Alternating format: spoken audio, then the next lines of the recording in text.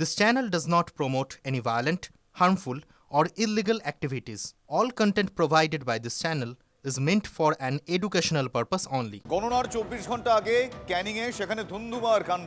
BJP কর্মীদের বাড়িতে তাণ্ডব চালানো হয়। শুধু তাই নয়, সেখানে শূন্যে গুলিও চড়ে। তৃণমূলের বিরুদ্ধে মারধর হামলার অভিযোগ এনেছে বিজেপি।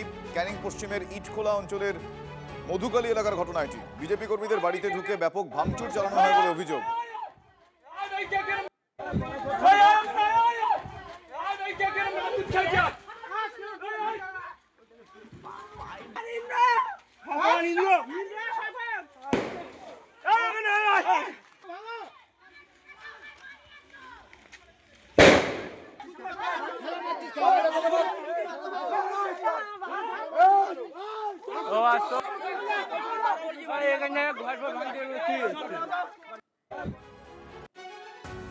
দেবব্রত আমার সহকর্মী এই মুহূর্তে আমার সঙ্গে টেলিফোন লাইনে রয়েছে। দেবব্রত, আমি জানতে চাইবো যে এই যে ভিডিওটা ভাইরাল হয়েছে, যে আমরা দর্শকদের দেখাচ্ছি, এই ভিডিওটা চলাকালীন অ্যাম্বিয়েন্স সাউন্ডে আমরা পাচ্ছি কিছু গুলি চলছে। সেখানে কি গুলি চলেছে বলে জানা যাচ্ছে? আর যাবতীয় ঘটনার পর পুলিশের ভূমিকা কি আমি জানতে চাইবো।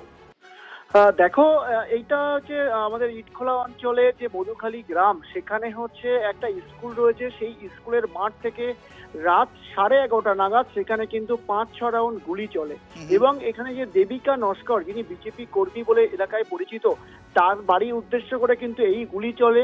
এলাকা যথেষ্ট থমথমে রয়েছে। কালকে রাতে ঘটনাস্থলে কিন্তু স্থানীয় বুধোখালী যে একটা পুলিশ ক্যাম্প রয়েছে, সেখান থেকে পুলিশ এবং কেন্দ্রীয় বাহিনী সেখানে কিন্তু সেই সময় আসে।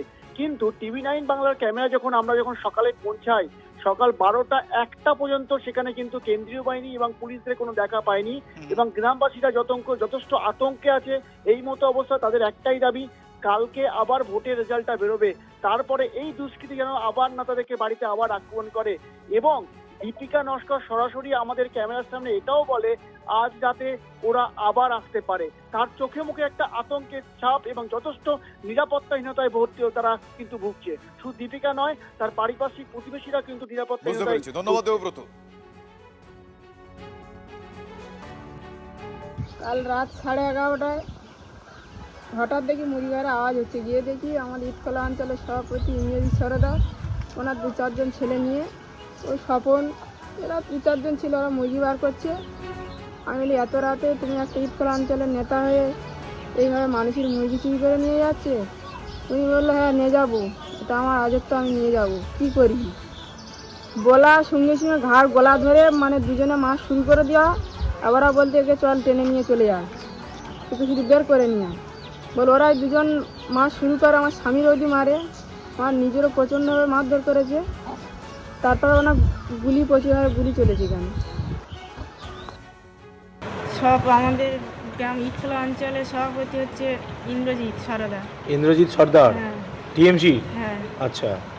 উনি আমরা সব রাত্রে ঘুমিয়ে পড়েছিলাম। উনি আমার মুরগি ঘর ছিল, সেই মুরগি ঘর থেকে মুরগি টেনে বার করছি। আচ্ছা। এবার আমি উঠে বলছি যে তুমি একটা নেতা হয়ে রাত্রে মানুষের ঘরে মুরগি চুরি করছো, এটাই কি তোমার নীতি? আচ্ছা। এই বলা, আর উনি বলে তোর টেনে নিয়ে যাবো, 4 তারিখের পর তোর টেনে নিয়ে যাবো, তুই ঘর ছেড়ে দিবি। আচ্ছা। আলি জায়গাটা কি তোমার, আমি ঘর ছেড়ে দেবো। এই বলার পর উনি মাছ শুরু করে দেয় দুজন মিলে। আচ্ছা।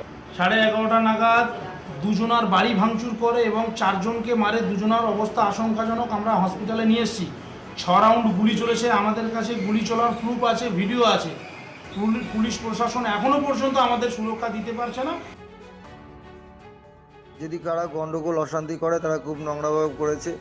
এটা যারা বলছে, তারা কিন্তু যারা আঙুলটা তুলছে আমার নয় বা অন্য কোনো জায়গায়, এলাকা ইটখোলা অঞ্চল পুরো শান্ত শৃঙ্খলা জায়গায় রয়েছে। এই মুহূর্তে কোনো রকম গন্ডগোল অশান্তি, কালকে যেটা হয়েছে ওরা মারামারি করে যে গন্ডগোল করেছে, ওরা একটা দোষারোপে যাচ্ছে হচ্ছে।